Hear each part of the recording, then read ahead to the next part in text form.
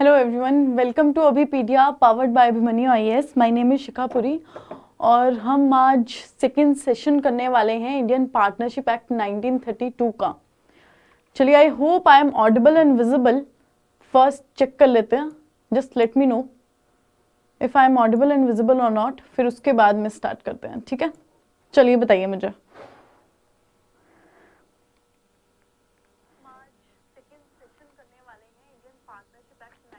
चलिए ठीक है, ये तो हमने देख लिया कि yes I am Audible. Start करें क्या लेक्चर? पिछले लेक्चर में पार्टनरशिप एक्ट के जो हमने ब्रीफ सा कर लिया था एक्ट के बारे में, आपको पता लग गया होगा कि एक्ट क्या किस रिगार्डिंग बात करता है, पार्टनरशिप फर्म के रिगार्डिंग बात करता है। ठीक है, तो आज हम नेक्स्ट प्रोविजंस पढ़ने वाले हैं कि जो जो इंपॉर्टेंट है हमारे पार्टनरशिप एक्ट की, वो हम कवर करने वाले हैं। ठीक है, तो चलिए बताइए मुझे, कोई कनेक्ट है अगर तो चलिए जल्दी से मुझे बताइए। हेलो सैम, रोहित कह रहे हैं ऑडिबल एंड विजिबल, सैम भी कह रहे हैं हेलो सैम, कैसे हो आप? करें क्या, स्टार्ट करें लेक्चर, स्टार्ट करें? बताइए मुझे, फिर करते हैं। रेडी हो ना? अच्छे से आंसर्स करने हैं, करेक्ट आंसर बताने हैं। आई होप आज करेक्ट आंसर्स बताओगे। रिमाइंडर आपका लगा दिया गया था, शेड्यूल कर दिया गया था, तो मैंने हमेशा बोला है कि एक बार चैनल को ना देख लिया करो पहले कि आज कौन सा लेक्चर पढ़ने वाले हैं, तो आज और उसको थोड़ा सा कवर करके आ जाया करो। ठीक है, स्टार्ट करते हैं। फर्स्ट हमारा क्वेश्चन स्टार्ट करते हैं। चलिए wait a second, first let me check one thing then. चलो, व्हाट इज फर्स्ट क्वेश्चन? देखिए फर्स्ट क्वेश्चन क्या पूछ रहा है। आज हमारी पीपीटी का थोड़ा कलर भी आपको चेंज दिखेगा, थोड़ा अलग से हमने ट्राई किया है कि चलिए कुछ अलग भी होना चाहिए, चेंज भी कभी कभी होना चाहिए। रोज एक ही चीज देखते देखते इंसान थोड़ा सा ना बोर हो जाता है, तो चेंज की जरूरत होती है, इसलिए चेंज। ठीक है, तो हमारा फर्स्ट क्वेश्चन क्या पूछ रहा है? The conclusive evidence of registration of firm is, conclusive evidence जो हमारा है रजिस्ट्रेशन ऑफ फर्म कि किस चीज का, कि हाँ जी ये जो फर्म है वो रजिस्टर हुई है, तो उसका कॉन्क्लूसिव एविडेंस जो होगा वो क्या होगा? आंसर आई होप आपने देखा नहीं होगा, स्लाइड चेंज हो गई थी एकदम से। तो फर्स्ट ऑप्शन क्या कह रहा है? The register of firms maintain by registrar of the firm. Registrar of the firm जो होगा उसने एक रजिस्टर मेंटेन किया होगा, वो रजिस्टर अगर आप दे दें तो क्या फिर वो कॉन्क्लूसिव प्रूफ होगा कि यस ये फर्म जो है रजिस्टर हो गई है? या फिर द सर्टिफिकेशन ऑफ, या फिर the certification of registration of firms, या फिर certified copy of register of firms, या फिर एग्जामिनेशन ऑफ सबमिटेड पर्टिकुलर्स। चलिए ए बी सी डी में से मुझे जल्दी से आंसर कीजिए, इसका क्या आंसर होगा? बताइए मुझे क्या आंसर होगा। फर्स्ट क्वेश्चन का हमारा क्या आंसर होगा, बताइए। चलिए सेशन को शेयर कीजिए, तो सेशन और लोग भी, बाकी लोग भी देख पाएंगे। इंपॉर्टेंट सेशंस हैं गाइज ये, ठीक है, आप लोगों के लिए ही है, तो जल्दी से सेशन को शेयर कीजिए तभी काम बनेगा। इस क्वेश्चन का आंसर करो जल्दी से। कॉन्क्लूसिव प्रूफ क्या होगा एविडेंस ऑफ रजिस्ट्रेशन का? चलिए मुझे बताइए इसका आंसर क्या बनेगा।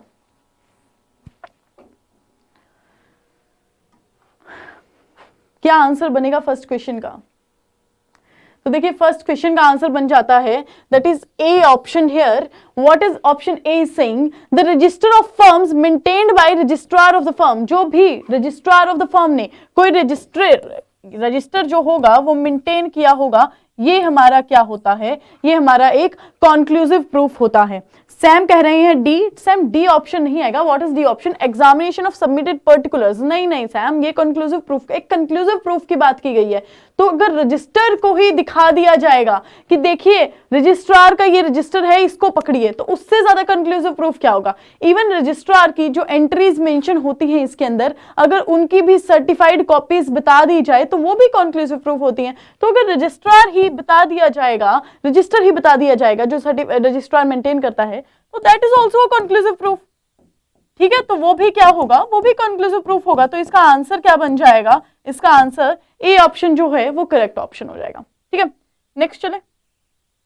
What is next question is asking you, expulsion of partner from the firm is regular when partnership deed authorizes the other partners and this authority is used by कि अगर partners को एक्सपल्शन करना हो, उनको हटाना हो, और अगर ये चीज मेंशन हो पार्टनरशिप डीड में, तो किस अकॉर्डिंगली क्या ऐसा होगा और ये एक्सपल्शन हो जाएगा। तो ये क्वेश्चन पूछ रहा है। तो क्वेश्चन ऑप्शन ए क्या बात करता है, any majority of the partners, अगर ज्यादा लोग कह रहे हैं कि भाई इस पार्टनर को हटाओ, ये बंदा ठीक नहीं है, ये तो हमारी पार्टनरशिप, ये जो हमारी फर्म को है ये डुबा देगा, ठीक है, तो ज्यादा, बहुत ज्यादा मेजॉरिटी हो गई, तब वो पर्सन जो है जिसको एक्सपल्शन करना, जिसको हटाना चाहते होंगे, वो हट जाएगा।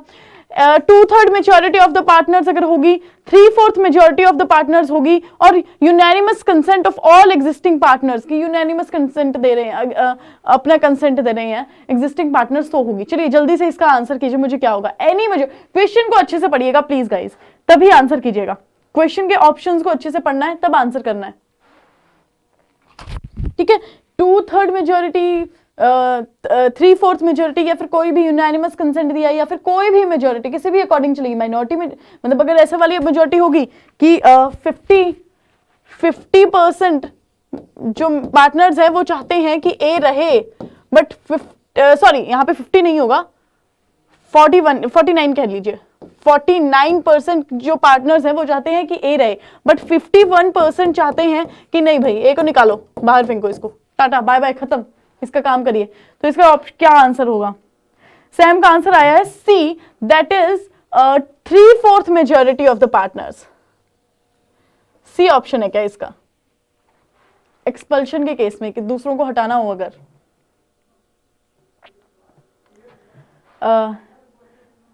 हेलो दीक्षा, गुड आफ्टरनून, कैसे हो आप?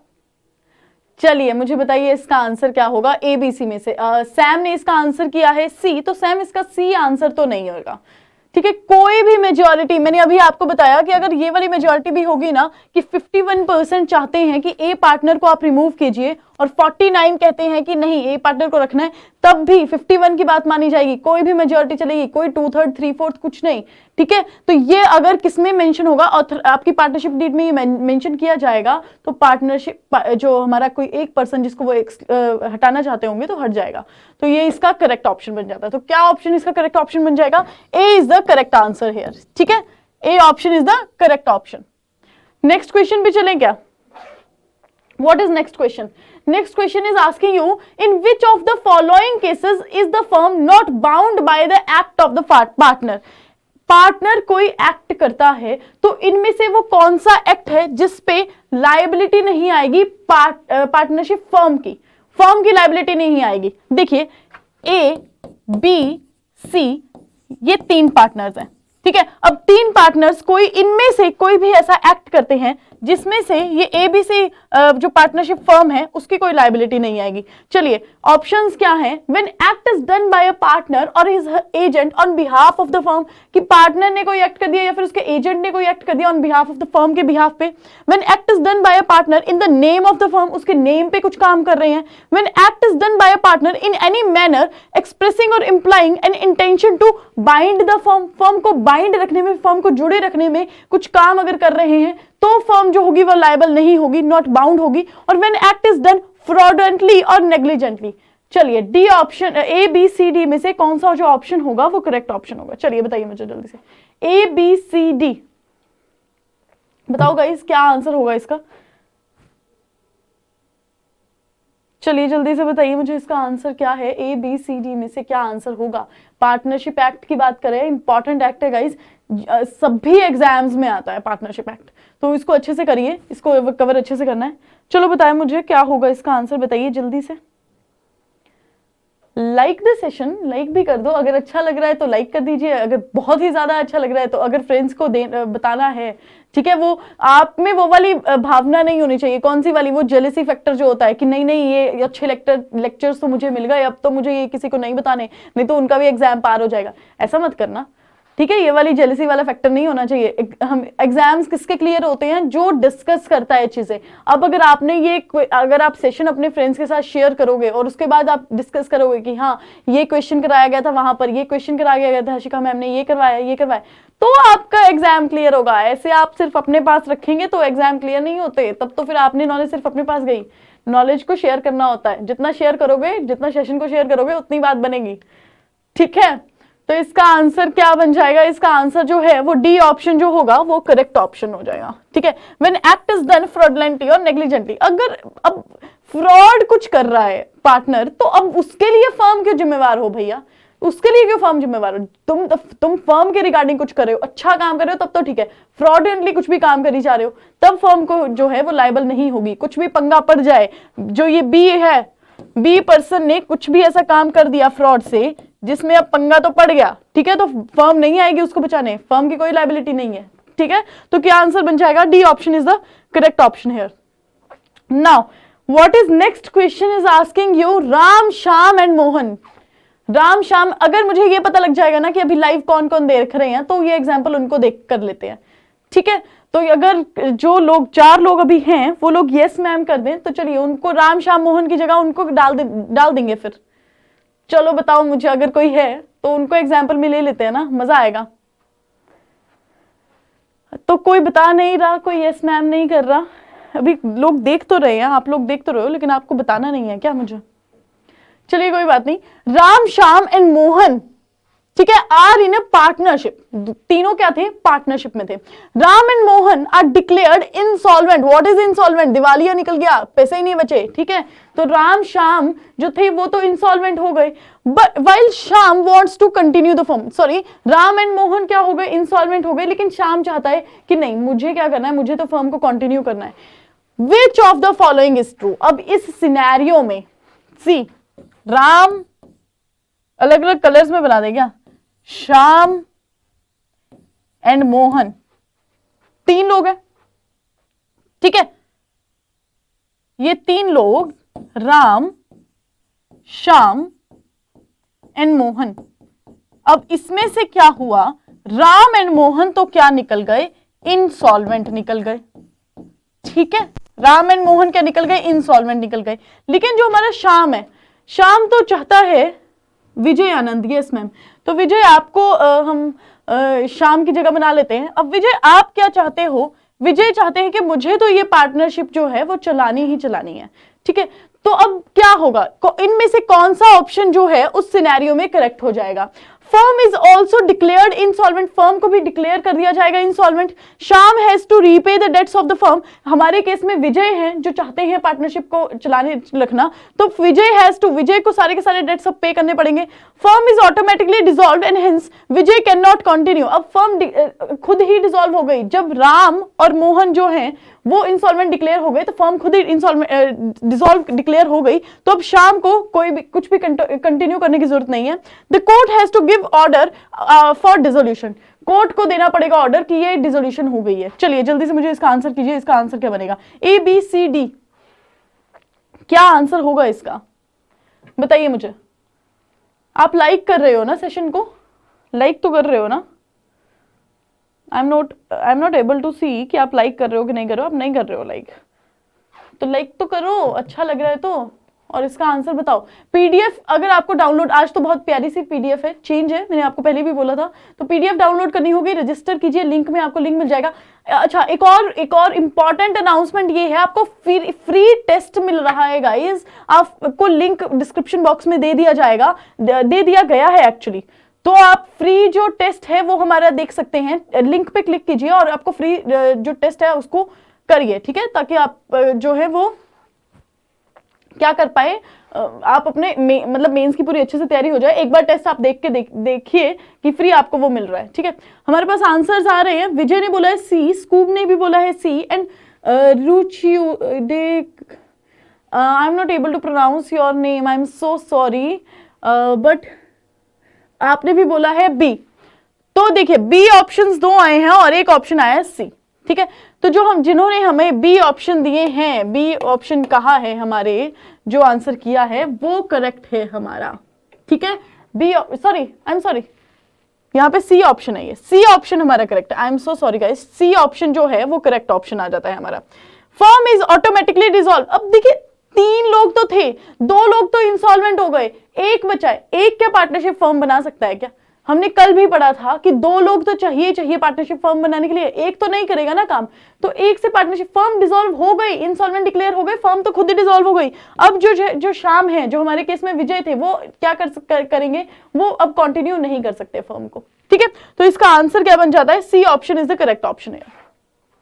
जिन्होंने सी बोला है उनको कांग्रेचुलेशंस, आप अच्छा काम, आप अच्छे से पढ़ रहे हैं। ठीक है, नेक्स्ट अब देखिए नेक्स्ट क्या कहता है क्वेश्चन, नेक्स्ट कह रहा है in which of the following cases is dissolution of partnership through court not possible, कि कोर्ट में आपको जाने की जरूरत नहीं है, कोर्ट में पॉसिबल नहीं है अगर डिसोल्यूशन किस अकॉर्डिंग होती है, इनसैनिटी ऑफ अगर पार्टनर हो जाता है, मिसकंडक्ट अगर कोई पार्टनर करता है, इंसॉल्वेंसी ऑफ पार्टनर करता है, या फिर इनकैपेसिटी हो जाती है पार्टनर की। तो चलिए जल्दी से इसका आंसर बताइए। ये आंसर ना पिछले क्वेश्चन से रिलेट कर रहा है, ये वाला क्वेश्चन, तो इस क्वेश्चन को पिछले क्वेश्चन से रिलेट करके चलिए कि क्या बनता है।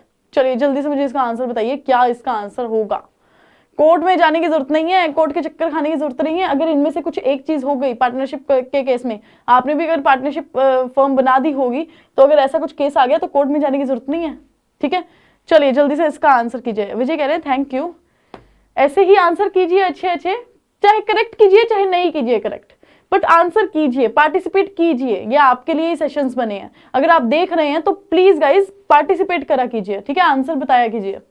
चलिए जल्दी से इसका आंसर कीजिए। विच of the following cases is dissolution, in which of the following cases is dissolution of partnership through court not possible, बताइए।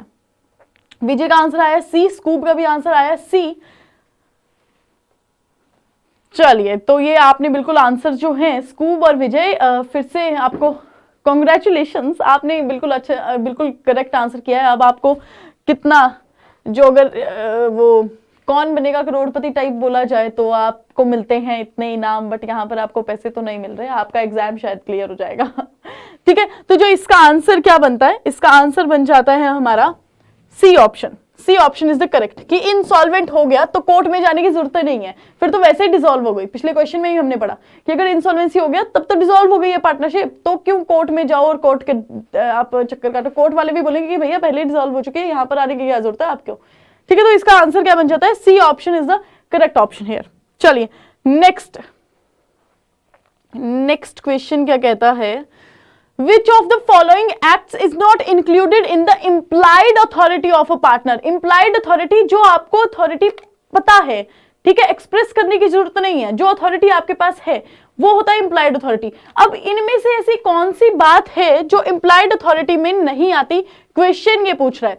टू बाय और sell goods on account of partnership, आप अपनी पार्टनरशिप के अकाउंट पे क्या कर रहे हो, आप गुड्स को खरीद रहे हो या फिर बेच रहे हो, या फिर आप बोरो कर रहे हो किसी से money for the purpose of the firm. अगर फर्म के पर्पस से आप किसी से बोरो कर रहे हो तब ये आपकी कोई इंप्लाइड अथॉरिटी नहीं है। To enter into partnership on behalf of the firm के बिहाफ पे आप किसी और के साथ पार्टनरशिप लग गए हो करने, तो वो आपकी एक इंप्लाइड अथॉरिटी नहीं है। या फिर to engage a lawyer to defend actions against firm, अगर फर्म के अगेंस्ट कोई एक्शंस हो रहे हैं और आपने लॉयर को एंगेज कर लिया गया है, आपने कर लिया है, तो क्या होगा, ये भी इंप्लाइड अथॉरिटी नहीं है। चलिए जल्दी से इसका, अंजू ने आंसर कर दिया है, अंजू ने इसका डी आंसर किया था, अब डिलीट कर दिया। अंजू आपने डिलीट क्यों किया, कोई बात नहीं, आपने पार्टिसिपेट किया, आपने डिलीट नहीं करना, कोई बात नहीं, जैसा भी होगा आंसर ठीक होगा, करेक्ट होगा, नहीं होगा कोई बात नहीं। ठीक है, कोई बात नहीं बेटा, आपने डिलीट नहीं करना, आपने अगर ऑप्शन बता दिया, आंसर बता दिया तो अच्छी बात है, कोई बात नहीं, इसका कोई चक्कर नहीं होता। आपने पार्टिसिपेट किया है वही बहुत अच्छी बात है अंजू। ठीक है, विजय का आंसर आया है ए, टू बाय और sell goods on account of partnership. तो इसका जो करेक्ट ऑप्शन होगा वो क्या होगा, to enter into a, C option is the correct option here, कि पार्टनरशिप में नहीं आ सकते आप on the behalf of the firm. आप देखिए आप ऑप्शंस को अच्छे से पढ़ा कीजिए, मैंने हमेशा आपको कहा है ना, आप ऑप्शंस को अच्छे से नहीं पढ़ते हो। फिर देखो क्या लिखा है, टू बाय और sell goods on account of a partnership, आपने पार्टनरशिप के अकाउंट पे ही क्या किया है, आपने गुड्स खरीदी हैं तो आपने पार्टनरशिप के लिए ही खरीदी होंगी। To buy borrow, to borrow money for the purpose of the firm, firm के पर्पस के लिए आपने मनी खरीदा है। ठीक है, आपके फर्म के अगेंस्ट कुछ काम हो रहा था, आपने उसके लिए एंगेज कर लिया लॉयर को, हम सब लॉयर्स हैं, हमको किसी ने एंगेज कर दिया होगा, ठीक है। अब सी ऑप्शन आता है कि आपने फर्म के बिहाफ पे आप पार्टनरशिप नहीं कर सकते, कोई एक पर्सन जाके फर्म के बिहाफ पे पार्टनरशिप कराया, वो आप नहीं कर सकते। तो इसका करेक्ट ऑप्शन क्या होगा? Correct option is the C option here, ठीक है। तो इसका करेक्ट ऑप्शन क्या हो जाएगा? सी ऑप्शन हो जाएगा। अब ये देख लेते हैं कि क्या क्या ऐसी चीजें हैं। I hope this is visible to you. ये आपको दिख रहा है क्या? ये जो पूरा चार्ट आया है आपके सामने, ये आपको दिख रहा है क्या? नहीं दिख रहा, कोई बात नहीं, I will explain you, I will tell you all these things जो भी लिखा है यहाँ पे। तो यहां पर क्या लिखा है कि पार्टनरशिप एक्ट में ये वाली जो बातें हैं ये इंप्लाइड अथॉरिटी नहीं है। तो वो कौन सी इंप्लाइड अथॉरिटी के बारे में आपको समझ में आ गया ना, कि ऐसी अथॉरिटी जो इंप्लाइड होती है, जो पता होती है पहले से ही कि अगर आप ऐसा करेंगे तो ये आपकी पहले से ही आपके पास राइट है, ये आपके पास एक अथॉरिटी है, ठीक है, वो इंप्लाइड होती है, उसमें लिखने की जरूरत नहीं होती, एग्रीमेंट में लिखने की जरूरत नहीं होती इसको। तो देखिए क्या ऐसी चीजें हैं जो आप नहीं कर सकते, ठीक है। आपको पार्टनर बना दिया, लेकिन ऐसा नहीं है कि हर चीज आप करी जाए। तो ऐसी बहुत ज्यादा चीजें हैं जो आप नहीं कर सकते। वो क्या है? Submit a dispute relating to the business of firm to arbitration में आप जाके दे आए। अब आर्बिट्रेशन में क्या होता है? आर्बिट्रेशन में ज्यादा तो सेटलमेंट वाले केसेस जाते हैं ना, कि हाँ जी एक प्रॉपर आर्बिट्रेटर अपॉइंट होता है। आपका एक डिस्प्यूट हो रहा था पार्टनरशिप का और आप उसको आर्बिट्रेटर में देके आ गए अकेले, तो ये भी नहीं हो सकता। Open a bank account, it is in his own name, अपने नाम पे, ए पर्सन अपने नाम पे, a person is the partner in ABC partnership firm, तो वो अपने ही नाम पे क्या कराए? अकाउंट खोला है, ठीक है, बैंक अकाउंट खोला है। कॉम्प्रोमाइज और relinquish any claim of the firm, कोई भी क्लेम था फर्म का, फर्म क्लेम कर रही थी और आप उसमें कॉम्प्रोमाइज कराए अपने आप ही। विड्रॉ सूट विड्रॉ कराए, प्रोसीडिंग विड्रॉ कराए, ठीक है। एडमिट एनी लायबिलिटी इन अ सूट, अब कोई भी लायबिलिटी आपकी फर्म पर लग रही थी और आपने उसको एडमिट कर लिया। बात तो करो जाके बाकी के पार्टनर से, क्या आपने आप अकेले अपने आप को बॉस क्यों समझी जा रहे हो भाई? कुछ तो बात करो जाके, ठीक है। पार्टनरशिप लायबल हो जाएगी आपकी इस केसेस के ऊपर। Acquire immovable property on behalf of the firm, आपने एक्वायर कर ली इमूवेबल प्रॉपर्टी, आपने एक्वायर कर ली। Transfer immovable property belonging to the firm, जो फर्म की ही प्रॉपर्टी थी उसको क्या कराए? ट्रांसफर कराए। या फिर enter into partnership on behalf of the firm, firm के बिहाफ पे किसी और के साथ क्या आ गए? पार्टनरशिप में आ गए। तो ये केसेस जो होते हैं ये इंप्लाइड अथॉरिटी नहीं होती पार्टनरशिप की, ठीक है। तो ये क्या कहता है? ये हमारा पार्टनरशिप एक्ट कहता है कि दीज केसेस आर दोज जहां पर इंप्लाइड अथॉरिटी नहीं मानी जाती पार्टनरशिप की, पार्टनर की। Now what is next question? Next question आता है, चलिए यहां पर हम विजय और किसको माने? विजय और स्कूप का लें क्या? क्योंकि मुझे अभी विजय और स्कूप के दिख रहे हैं। अंजू ने तो, आपने तो मैसेज डिलीट कर दिया था, चलो अंजू भी मान लेते हैं, विजय और अंजू। देखिए, Vijay and Anju agree to divide the profit of a business in equal shares. Equal shares में इन्होंने क्या किया? एक एग्रीमेंट कर लिया। और इन्होंने क्या किया उस एग्रीमेंट में? विजय और अंजू ने एक एग्रीमेंट कर लिया और उस एग्रीमेंट में इन्होंने क्या किया कि जो भी बिजनेस में, ये मान लीजिए इनका कपड़े का इन्होंने बिजनेस खोला है और इस बिजनेस में जो भी प्रॉफिट होगा वो तो हम क्या करेंगे? शेयर करेंगे आपस में, ठीक है। प्रॉफिट हम शेयर करेंगे। इट विल, और क्या हुआ? But if there is any loss in the business it will be borne by the Saurav alone the partnership agreement is. लेकिन यहां पर क्या बोला गया कि अगर यहां पर लॉस आएगा तो ये लिखा गया कि वो लॉस कौन करेंगे? वो सिर्फ विजय ही देखेंगे, ठीक है। वो लॉस कौन देखेंगे? सिर्फ विजय ही देखेंगे। तो फिर क्या ये पार्टनरशिप एग्रीमेंट जो हुआ है वो वॉइड है या फिर लॉफुल है या फिर वॉइडेबल है या फिर इलीगल है? चलिए जल्दी से इसका आंसर कीजिए क्या होगा। अब इस केस में ये जो एग्रीमेंट इन्होंने किया विजय और अंजू ने, ठीक है, कि प्रॉफिट तो दोनों खाएंगे, लेकिन अगर लॉस हो गया तो वो विजय की ही लायबिलिटी उसके ऊपर आएगी। तो बताइए इस केस में ये हमारा जो एग्रीमेंट है वो क्या है? वो लॉफुल होगा या फिर वॉइड होगा या फिर वॉइडेबल होगा या फिर इलीगल होगा? चलिए जल्दी से इसका आंसर कीजिए, क्या आंसर होगा? विजय और अंजू, आपको तो इसका आंसर अब देना चाहिए। आपका ही एग्जाम्पल मैंने लेकर दिया है, तो इसका आंसर तो आप कीजिए, ठीक है। चलिए बताइए मुझे इसका आंसर क्या होगा। विजय का आंसर आया है वॉइड। विजय तो कहेंगे वॉइड, क्योंकि विजय नहीं चाहते होंगे कि मेरे पे सारे लॉस आए, है ना विजय? आप नहीं चाहते होंगे ना, इसलिए आपने वॉइड कह दिया कि मैं हैंडल नहीं करूंगा ऐसे एग्रीमेंट को, मैं नहीं मानता, ठीक है। तो इसका आंसर क्या बनेगा? इसका आंसर बनेगा लॉफुल। आपने एग्रीमेंट में मान लिया है। विजय आपको पहले ध्यान देना चाहिए था। ठीक है, आपको पहले ध्यान देना चाहिए था कि एग्रीमेंट में ये बात लिखी गई है। स्कूब कह रहे हैं बी, दैट इज लॉफुल। अरे स्कूब, आपका आंसर बिल्कुल ठीक आया है, ठीक है, आपका आंसर बिल्कुल ठीक आया। अब विजय और अंजू जब ये डिस्प्यूट लेकर गए होंगे ना स्कूब के पास, तो स्कूब ने बता दिया होगा कि भाई ये एग्रीमेंट तो लॉफुल है, तुमने पहले से ही लिखा हुआ है कि अगर कुछ प्रॉफिट होगा तब तो दोनों देखेंगे, लेकिन अगर लॉस होगा तो सिर्फ विजय हैंडल करेंगे, तो ये जो एग्रीमेंट हो गया वो लॉफुल हो गया। ठीक है, अंजू ने कहा है सी, सी वॉइडेबल। अंजू भी कह रही है सी, दोनों पार्टीज हमारी वॉइड और वॉइडेबल कह रही हैं, दोनों पार्टीज को ये एग्रीमेंट नहीं चाहिए, बट इसका आंसर है लॉफुल। ये एग्रीमेंट लॉफुल होगा क्योंकि आपने पहले से ही इसमें कंडीशन डाल दी है, ठीक है, और दोनों पार्टीज जब एग्रीमेंट हो गया तो मानी है, तो लेकिन बाद में इसका ऐसा नहीं कह सकते कि लॉ या फिर वॉइड होगा, वॉइडेबल होगा।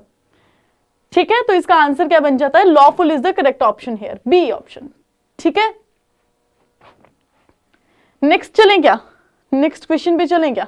What is next question is asking you, rights and duties of partners are determined under which section of the Partnership Act 1932?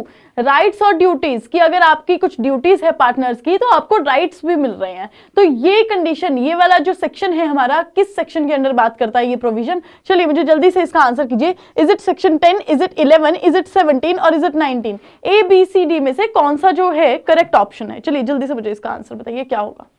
A B C D, rights and duties of the partners, ये provision जो है वो किस section में आती है हमारे partnership act की? चलिए जल्दी से इसका आंसर कीजिए मुझे, क्या होगा ए बी सी डी? चलिए बताइए।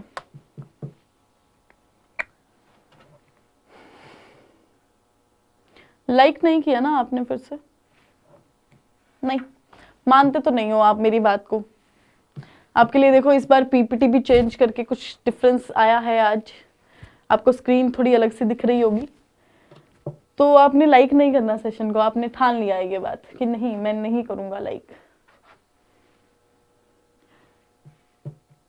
स्कूप का आंसर आया है ए ऑप्शन जो है वो करेक्ट कह रहे हैं ए ऑप्शन को। What is A option? Section 10, section 10 कह रहे हो स्कूप, आपकी राइट्स एंड ड्यूटी सेक्शन 10 में दी गई हैं। चलिए और मुझे आंसर कीजिए, किसी और को पता हो इसका आंसर। चलिए मुझे बताइए इसका आंसर क्या होगा।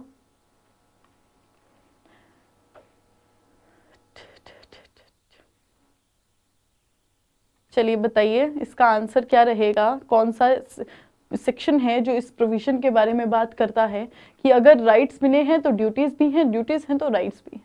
चलिए बताइए। तो जो इसका आंसर आएगा दैट इज अंजू का आंसर आया है सी या फिर वी। अंजू वी कहां से आपका आंसर? सी ऑप्शन कह रहे हैं, दैट इज सेक्शन 16। नहीं अंजू, इसका आंसर ना इस बार ना स्कूप का ठीक है ना अंजू का ठीक है। इसका जो आंसर बनेगा वो होगा B option, that is section 11। Section 11 हमारे किसके, राइट्स एंड ड्यूटीज के बारे में बात करता है।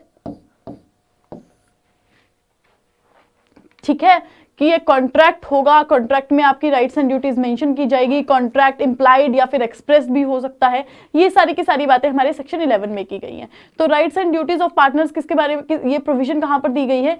सेक्शन 11, और इसका करेक्ट ऑप्शन क्या आ जाएगा? B option is the correct option here guys. ठीक है, तो इसका आंसर बी होगा। अरे एक सेकेंड चलिए ये थोड़ा मामला इधर उधर हो जाता है। नेक्स्ट क्वेश्चन क्या कहता है? The relation of partners arises from, कहां से एक रिलेशन जब पार्टनर्स का बनता है, पार्टनर्स, अब ये दूसरे वाले पार्टनर्स मत समझ लेना, पार्टनरशिप फर्म वाले पार्टनर्स, तो उनका रिलेशन कैसे कहां से अराइज होता है? स्टेटस से, एग्रीमेंट से, स्टेटस से, एग्रीमेंट से, लीगल प्रोविजन से और म्यूचुअल अंडरस्टैंडिंग से। चलिए बताइए मुझे इसका आंसर क्या बनेगा। चलिए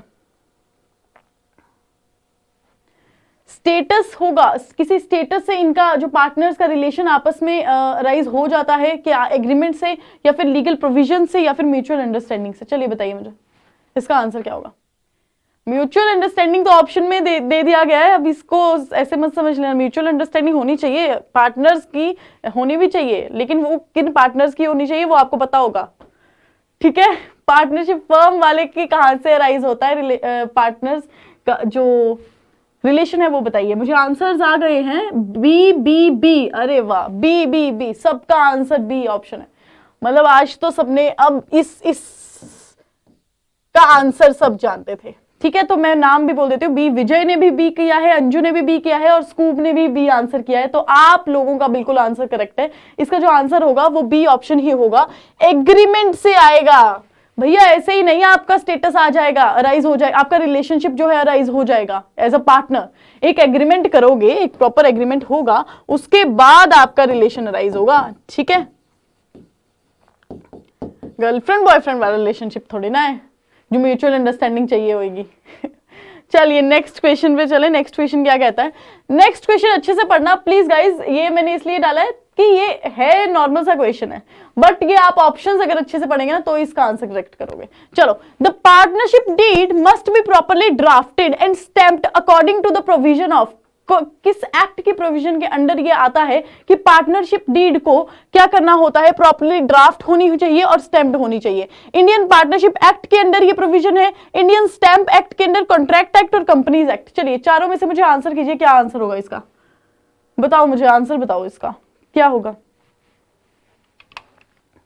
partnership must be properly drafted और स्टैम्प्ड, तो ये प्रोविजन जो है वो किस एक्ट के अंदर है? जल्दी से मुझे इसका आंसर बताइए। विजय का आंसर आ गया है, विजय का आंसर है सी ऑप्शन, और अंजू का भी आ गया है, अंजू का ऑप्शन है सी।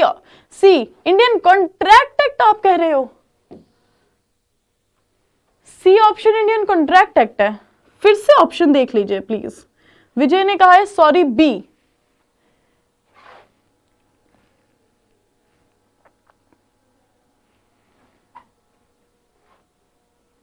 विजय ने तो अपना आंसर करेक्ट कर लिया। जो इसका आंसर बनेगा, तभी मैंने बोला था ना इसका, कुछ लोग सोच रहे होंगे पार्टनरशिप एक्ट, बिकॉज हमने पार्टनरशिप डीड की बात कर रहे हैं ना, तो एकदम से आंसर आ रहा होगा कि पार्टनरशिप एक्ट होगा इसका आंसर। तो इसका आंसर क्या बन जाता है? इसका आंसर बन जाता है स्टैम्प एक्ट। स्टैम्प एक्ट की बात की गई है ना, स्टैम्प की बात की गई है ना कि प्रॉपर्ली स्टैम्प्ड होनी चाहिए पार्टनरशिप डीड, तो फिर इसका आंसर भी क्या बन जाएगा? Indian stamp act is the correct option here. ठीक है, तो इसका आंसर क्या बन जाएगा? Indian stamp act is the correct option, B option is the correct option here. समझ में आ गया? तो आज का सेशन यहीं पे कंप्लीट करते हैं गाइस, ठीक है। आई होप आप अच्छे से पढ़ रहे होंगे, मेंस आने ही वाला है, तो अब तो अच्छे से लगातार अच्छे से पढ़ाई करो। और पार्टनरशिप एक्ट तो सभी के लिए इंपॉर्टेंट है, तो ये तो सबने ही पढ़ना है अच्छे से, ठीक है। मतलब और भी किसी भी एग्जाम की आप तैयारी कर रहे हो ना, पार्टनरशिप एक्ट हर एग्जाम में आता है और इंपॉर्टेंट एक्ट है और बहुत ही प्यारा सा एक्ट है। पार्टनर्स के बारे में बात हो रही है, ठीक है। तो चलिए आज का सेशन यहीं पे कंप्लीट करते हैं। Thank you so much guys, और नेक्स्ट सेशन में मिलते हैं। नेक्स्ट सेशन को शेड्यूल भी कर दिया गया है, पीएमएलए एक्ट हम उसके एमसीक्यूज करने वाले हैं, तो आप उससे जुड़िए, वो सेशन दीजिए। और आपको लिंक डिस्क्रिप्शन बॉक्स में आपको टेस्ट सीरीज का जो फ्री टेस्ट है उसका लिंक मिल जाएगा, पीडीएफ का लिंक मिल जाएगा, आप जाइए और उनको डाउनलोड कीजिए, रजिस्टर कीजिए उनके लिए, ठीक है। चलिए guys, thank you so much और पढ़ते रहिए। All the best.